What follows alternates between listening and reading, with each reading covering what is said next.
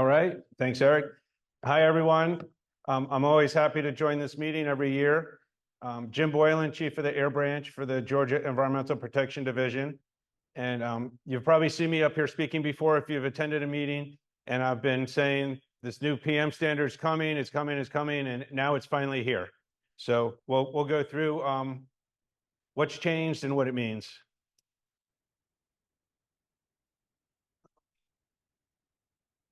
So first of all, what is particulate matter? Particulate matter are very small particles that are suspended in the air. They can be particles or they can be solids or liquids.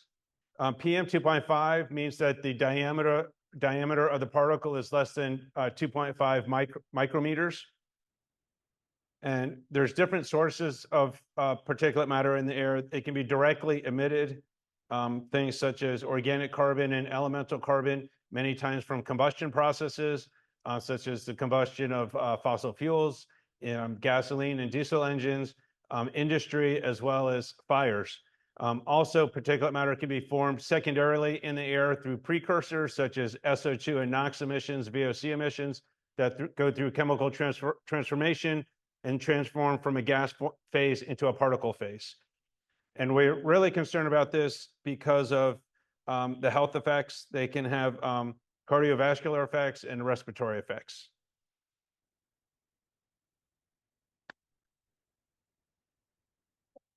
So the final PM NACs, it was effective May 6th.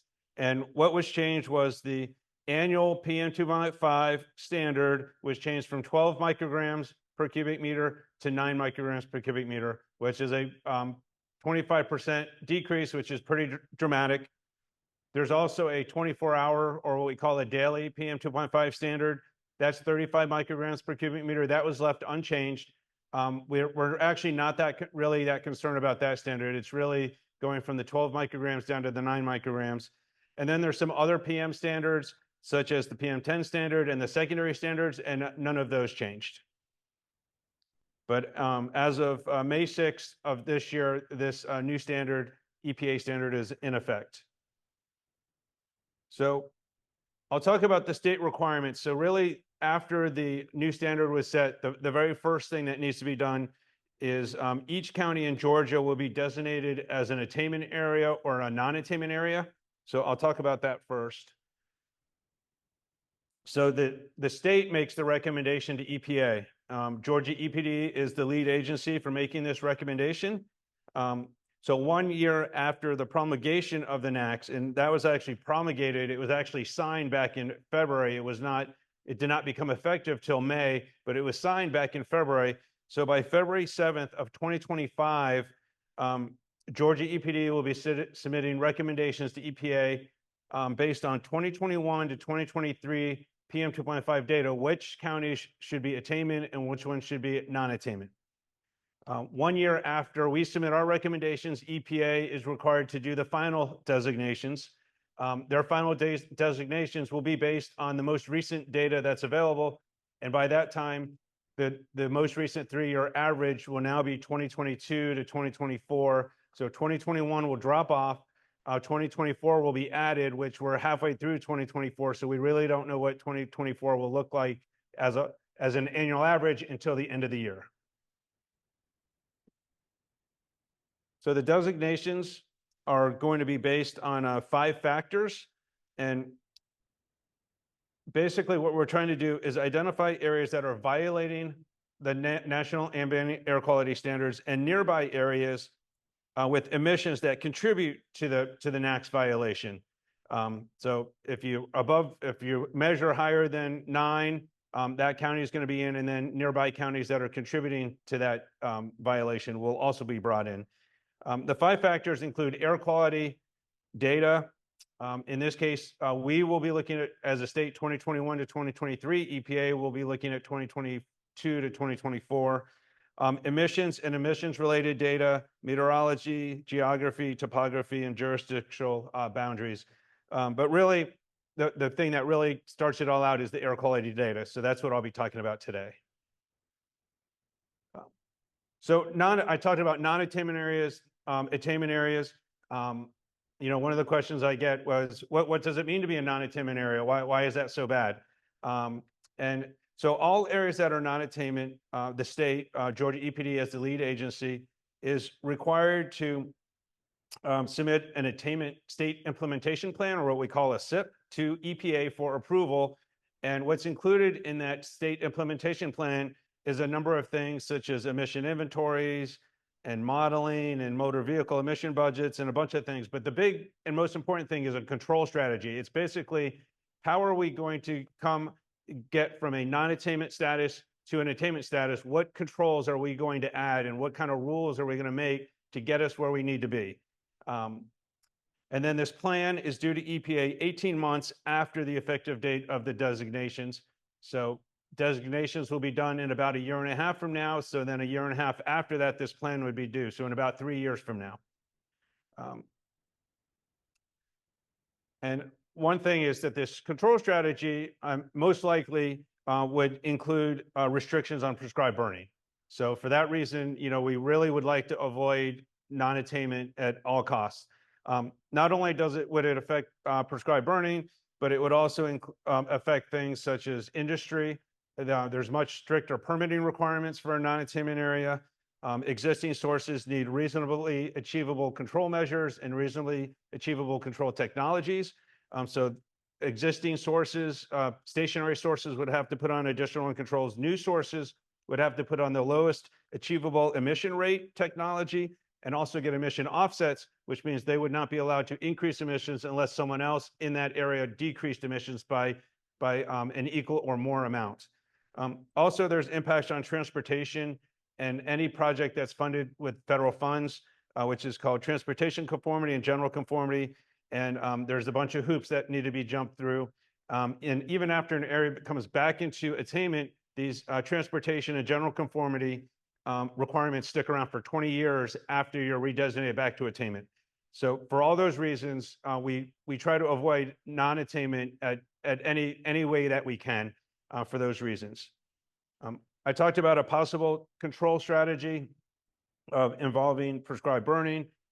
There's a pilot project Georgia Forestry is working on down in the Albany area, where the private landowners reduce their impact to smoke by prescribed fires. In 8 different counties are participating in this pilot program. This is a voluntary program, but this is the type of program that we could possibly use as a control strategy in an area that was designated non-attainment. And this is where Georgia Forest Commission looks at the forecasted transport winds. If they're less than 5 miles per hour, they don't issue burn permits on that day. 6 to 7, they limit burn permits to 200 acres and all firing operations completed by 2:00 p.m. And if it's 8 miles per hour or more, they basically do business as usual and issue the permits as they normally do. So this is just an example of something that could possibly be part of our control strategy in a non-attainment area. So where do we stand with PM2.5 concentrations compared to the standards? So that's what I'll talk about next.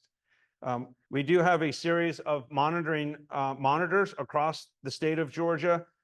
This map shows where they are. Most of our larger urbanized areas have at least one monitor. Some of them have multiple monitors. And there's really 2 types of monitors that are out there taking measurements. For the last 25 years or so, we've been using the federal reference method, or what we call the FRM monitors for short. So the federal reference method monitor, basically a filter gets weighed in a lab, and then it's brought out to the field where it's put into the machine. It collects the sample for 24 hours, and then a person has to go in and take that filter out of the machine, drive it back to the office. They actually ship it to a lab that's in another state, and then it's actually reweighed in that state. It has to be kept under a specific temperature and humidity conditions, and then we get what the concentration was on that day about 2 or 3 months later, and it's a 24-hour number. So that's the traditional way of doing these measurements. The federal reference method is considered the gold standard when it comes to measuring PM2.5. But recently, EPA has been encouraging states to basically set up FEMs, or what are called federal equivalency methods. And these are quote unquote supposed to be equivalent to the FRM method.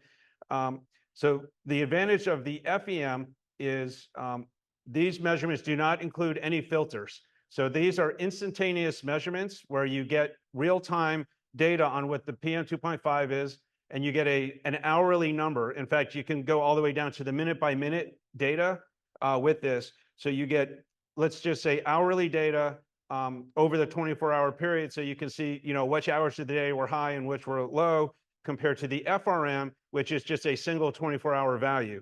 And it's much less expensive because you don't have all the purchases of the filters, you don't have a person going out there, you don't have the lab analysis, so it is much, much cheaper, these FEM monitors. As you can see in the map, we have a mix of the two. Many of our sites are co-located where we have an FRM and an FEM, both at the same location. So lots of advantages to the FEM monitor.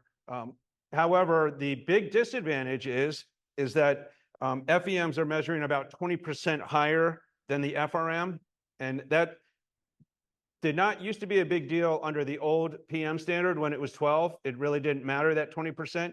But now that the standard is 9.0, that 20% is a huge deal. So EPA knew about this problem. They've spent over a year trying to come up with a solution. And they rolled out their solution about a month ago. And it actually helps reduce some of the FEM concentrations at our monitors. But instead of a 20% bias, now there's a 10% bias, which in my opinion is 10% too high. So they've partially fixed the problem, but they have not completely fixed the problem. So that's where we are with that. So this is what the numbers look like across the state of Georgia. Anything in red is above 9, which is the standard. This is before the EPA correction that I just talked about. So like I said, our network is a mix of FRMs and FEMs. So the FRM, nothing's being adjusted. And some of these numbers are coming directly from FRMs. But anything that involves an FEM is going to have an adjustment downwards. So we just recently got the numbers for that. So this is what it looks like after the EPA adjustments. So many of the red areas have gone away. An area like Albany, which was red, is now yellow. However, we're still left with 6 areas, even after the EPA adjustments, 6 areas that are still above the 9.0. So this is based on EPA's adjusted design values, 2021 to 2023. We've got Augusta, Sandersville, Macon, Columbus, Atlanta, and the Chattanooga area. So those are the 6 areas with the data. So this is the data right now as of today. So the only way to go from above 9, for example, Sandersville is at 10.0, to go from a value above 9 down to 9 is something called exceptional events. So EPA has a rule called exceptional events. It's usually used for natural things like volcanic eruptions and Saharan dust. However, recent guidance has said that prescribed fires can actually fall under the category of exceptional events. So that's what I'm going to talk about next is how can we use exceptional events in our designation recommendations to get areas that look like they currently would be non-attainment down to an attainment status. So when EPA concurs with an exceptional event, that data can be excluded from the design value used for the comparison to the NACs.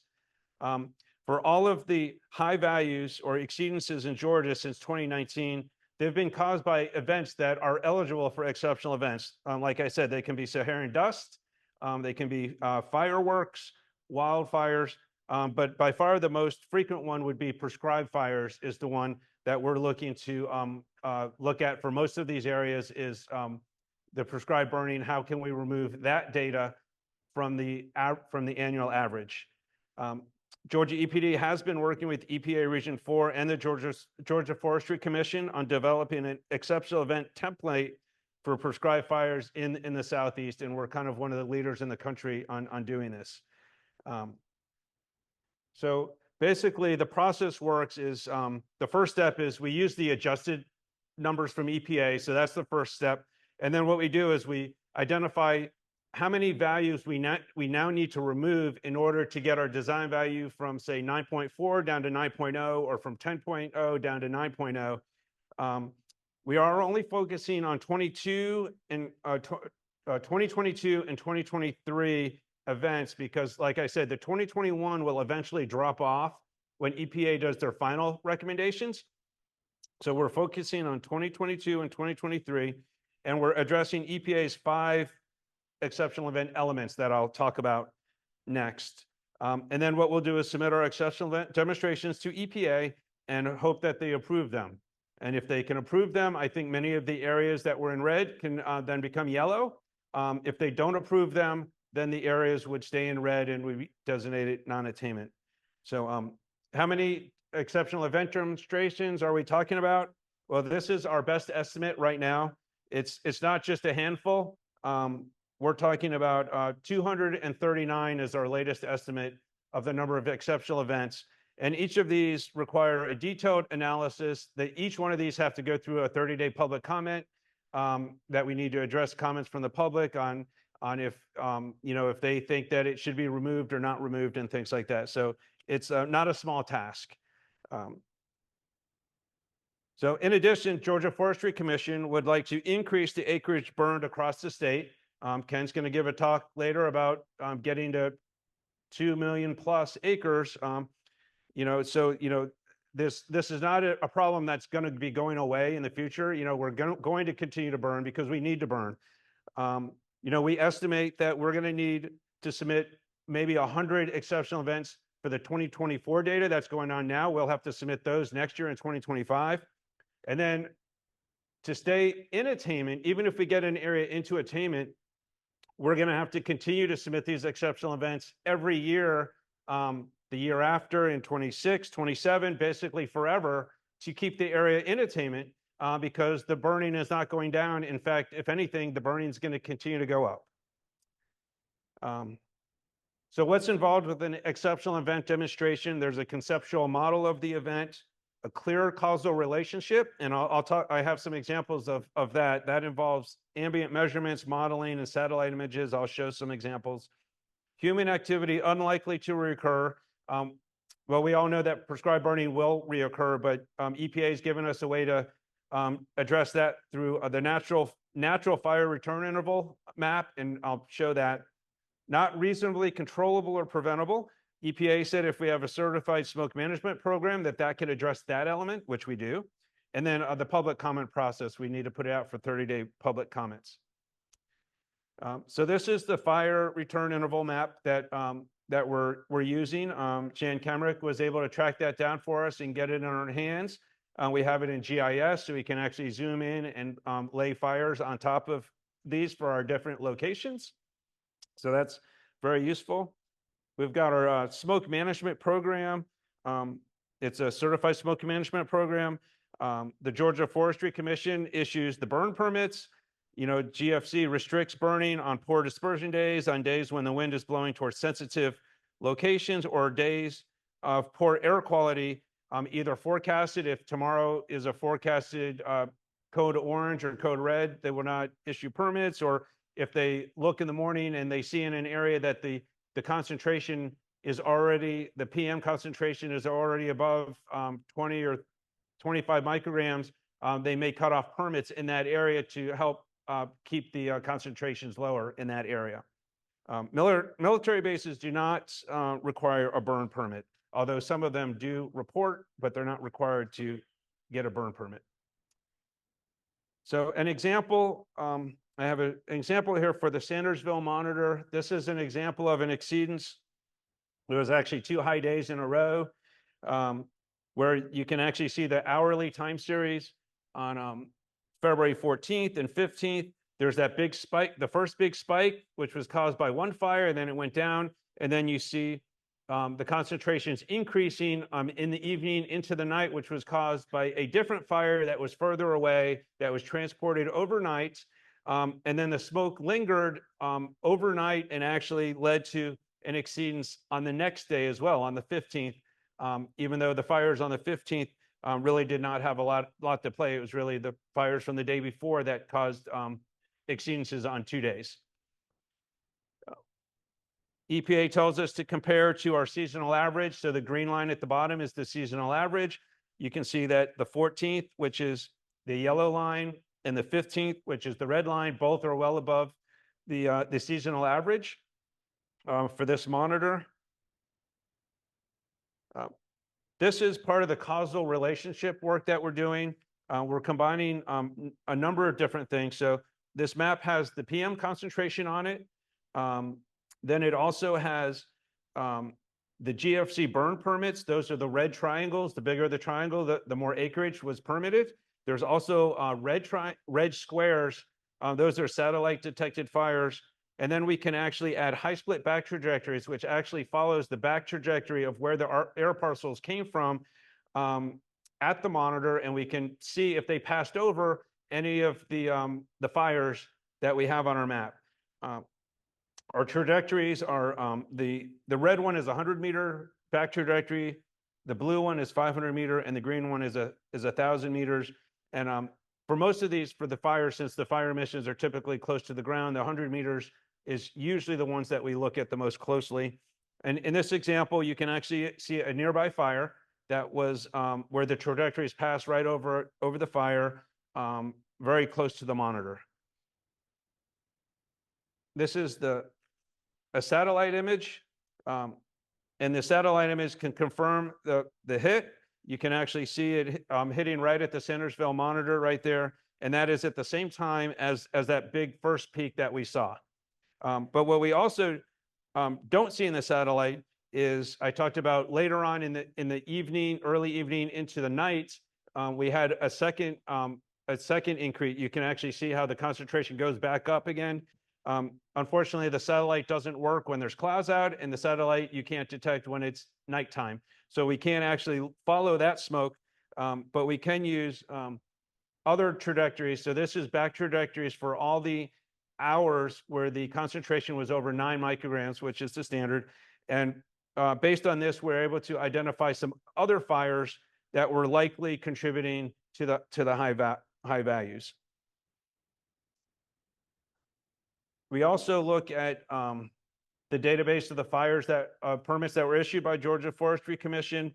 You know, we get the location, the county, the purpose of the burn, and the date, and things like that. And the reason we need this is because the exceptional events can only be applied to silviculture burns. They cannot be applied to ag burns and land clearing burns. So that's why we need to kind of get this detailed information that we'll be including with each of our demonstrations. In this case, there were 100 permits that were issued within 100 kilometers of the Centersville monitor. And as you can see, the majority of them, especially the large ones, were silviculture burns. The final thing I'm going to talk about has to do with atypical activities for PSD modeling background, which probably doesn't have a lot to do with you guys, but to kind of complete the picture, what I'm going to do is talk about this because the standard oil really can affect economic development from new industry coming in or expanding. And typically what happens when new industry comes in, they have to get an air permit. To get the air permit, they have to do some modeling of PM, and they start with a background value, which is usually based on the nearest monitor. And then they add the contribution from the new project on top of that in the model, and they see if it's below the standard.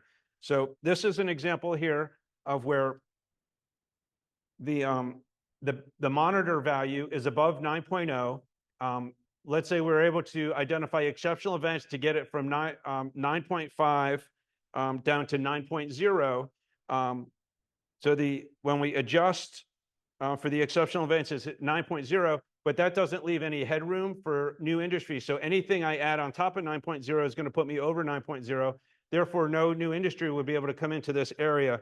So what we're looking at doing, and EPA has guidance on this, is that we can remove even more days, and they're not called exceptional events, they're called atypical activities, to basically reduce our background value even further.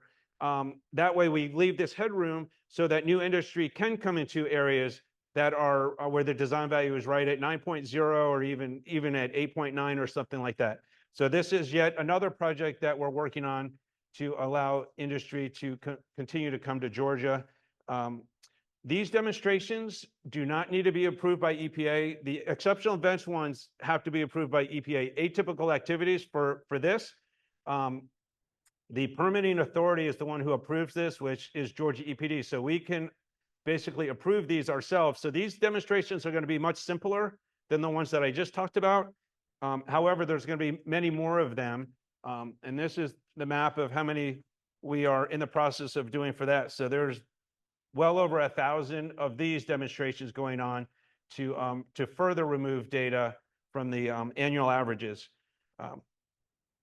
So this is my last slide, kind of next steps. So our next steps are to try to streamline our exceptional event and atypical activity demonstrations because there's so many of them. And the deadline for the exceptional events for the 239, I think it was, that is due on February of the February coming up. And we still have to go through 30-day public comment periods and things like that. So, and we're still working on the template. So we got a lot of work to do there. We need to streamline those processes. We need to work with our neighboring states for multi-state designation recommendations. For Augusta, we've already been working with South Carolina. For Columbus, we've been working with Alabama. And for Chattanooga, we're working with both Tennessee and Alabama. And it's not only the air agencies, but we need to be reaching out to their forestry agencies as well, because we need to, Georgia Forestry Commission provides us great information. Some states, some of our neighboring states have great information like Georgia Forestry Commissions, and some do not. And then the final thing is we need to better understand how fires at military bases will be treated under the exceptional event rule, because military bases do not require a burn permit from Georgia Forestry Commission, and states do not have any authority to restrict burning at the Department of Defense facilities. So in summary, the work that we're doing here on the PM2.5 designations, you know, we're doing everything we can to get areas designated attainment because we don't want any non-attainment areas. This is the #1 priority for the air protection branch for the next year and a half. I've got multiple staff working full-time on this project to try to get it where we're allowed to keep burning as much as you guys need to burn. And so that's kind of the goal here. That's all I have. Thank you.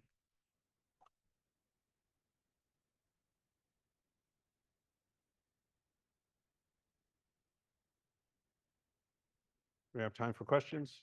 Go back to that back,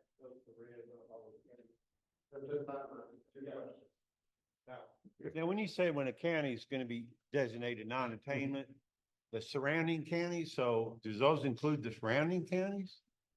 The surrounding counties, you said? No, Yep. you said if it's non-attainment, then the surrounding county also gets thrown on the same pile? So the surrounding counties. Show that? So the surrounding county, so the way it works, according to the EPA guidance, is you start, there's the different MSAs, metropolitan statistical areas. So you start with the MSA for the area, and then you evaluate what the emissions are in that area, and you can remove counties. You can remove counties from the designation recommendations based on the emissions. So it's the county that has the violating monitor is usually going to be in, and then the nearby counties are evaluated for their emissions to see if they're contributing to that violation. And if they are, they can get brought in.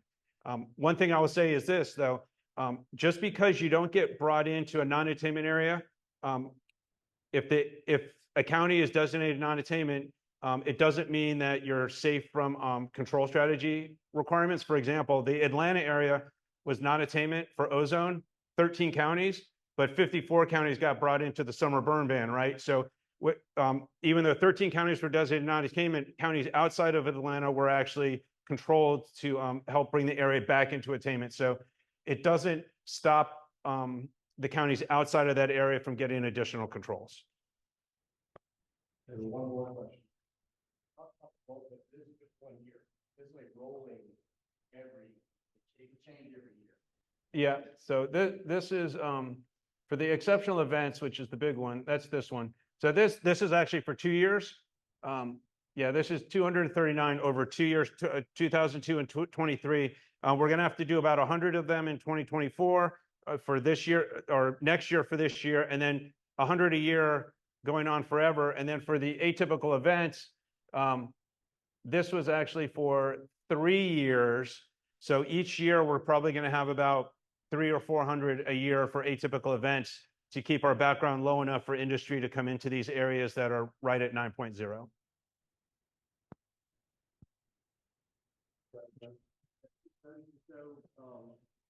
like any differences between the PM2.5 particulate matter, like, I mean, I gotta imagine like sucking in diesel exhaust has to be more harmful than a natural occurrence of fire, right? Is there, is EPA ever looked at that? So EPA, there have been some studies that have tried to look at that. One of the things that usually comes out is that diesel exhaust emissions typically are more harmful than other emissions. The particulate matter does consist of a lot of different constituents. A big part used to be sulfate, which was SO2 from the power plants being converted to sulfate, and about 50 or 60% of the PM in Georgia was sulfate. Now that all the coal-fired power plants have been controlled or have shut down, the biggest component, maybe 80%, is organic carbon. Organic carbon is very hard to tell where it's coming from. So, it could be fossil fuel combustion, or it could be biomass combustion, or it could be, natural VOCs coming off the trees and being, through photochemistry, turning into organic carbon. We've actually sent some of our filters that we've collected to a lab at Mississippi State, and they're actually doing some analysis to try to better understand the breakdown of fossil fuel combustion versus biomass combustion versus natural VOCs and things like that. So we're trying to understand that piece of it better. All right.